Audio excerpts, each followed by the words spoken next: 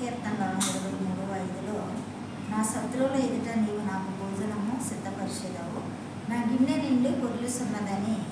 మరి ఆత్మీయ జీవితంలో పొంగి పొరలాలి అని ఆశపడతారు ప్రతి విశ్వాసి కూడా. శత్రువుల ఎదుట భోజనం సిద్ధపరిచేవాడు ఆయనే, మన గిన్నె నిండి పొర్లే విధంగా చేసేవాడు కూడా ఆయనే. ఎప్పుడనగా ఆయన మాటకు లోబడి భయభక్తులుగా జీవించి విశ్వాసంతో ఉన్నప్పుడు, పరిశుద్ధతో ఉన్నప్పుడు మన గిన్నె నిండి పొర్లుతుంది. నిజంగా శత్రువులు ఎదుట మనకు భోజనాన్ని కూడా సిద్ధపరుస్తాడు. నా జీవితంలో అదే జరిగింది, నా సాక్ష్యం ఇది. కాబట్టి మనము దేవునికి భయభక్తులు గలవారుగా మనము ఉండాలి. చాలామంది శత్రువులు మన యొక్క స్థితిని చూసి అపనిందలేస్తారు, మనల్ని చూసి అసూయపడతారు. ఎందుకు?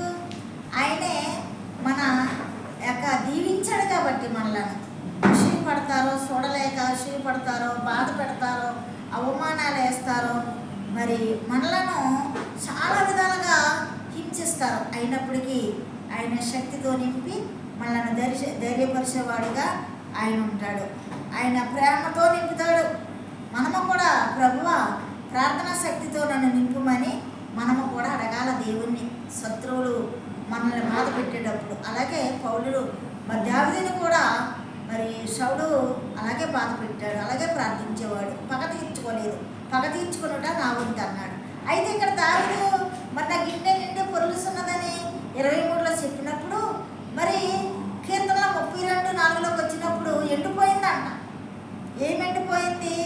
ఆ సారము యాషకాలమున ఎండిపోవునట్లు మరి ఎండిపోయింది. ఎందుకు ఎండిపోయిందంటే మన ప్రవర్తన సరిలేక, దేవునికి ఇష్టలుగా మనం జీవించగా విరోధముగా ఉన్నాము కాబట్టి ఎండిపోయింది. కాబట్టి ఎక్కడ పడిపోయామో, జారిపోయామో మనలను క్రమముగా అతిక్రమములను ఒప్పుకోవాలి. నిలువెచ్చని జీవితాన్ని మనము తీసివేసుకోవాలి. తీసివేసుకున్నప్పుడు మళ్ళా ఫలించే ఫలాలుగా ఫలింపజేస్తాడు ఆయన. ఎండిపోయిన జీవితాన్ని సిగరింపజేస్తాడు. దావీదు కూడా అదే అడిగాడు, తప్పు చేస్తాడు దావీదు, దేవునికి విరోధమైన తప్పు చేశాడు కాబట్టి పరిశుద్ధ హృదయం నాకు కలగజేయి ప్రభా అని ప్రార్థించాడు దావీదు. పరిశుద్ధ హృదయాన్ని మమ్మల్ని అడిగాడు. మనము కూడా ఒప్పుకోవాలి. నేను బాగున్నాను అనుకుంటాం, కానీ మనలో లోపాలు మనకి తెలియవు. ఆ లోపాలు పరీక్షించుకోవాలి. ఎవరన్నా సేవకులు వాక్యం చెప్తుంటే నాలో ఎక్కడైనా లోపాలు ఉన్నాయని సరి చేసుకోవాలి.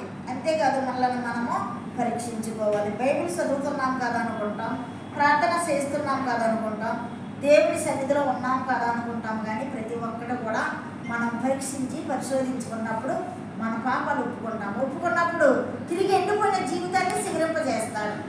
అప్పుడు మన గిన్నె నిండి పొర్లుసున్నది, శత్రువుల ఎదుట మనకు భోజనము సిద్ధపరుస్తాడు. ఇక్కడ సిద్ధపరుస్తాను అన్నాడు, గిన్నె నిండి పొర్లింది అన్నాడు. దావీదు కీర్తన 23:5లో, ఇక్కడ 32:4లోకి వచ్చింది ఎండిపోయింది అంటున్నాడు. ఎందుకు ఎండిపోయింది?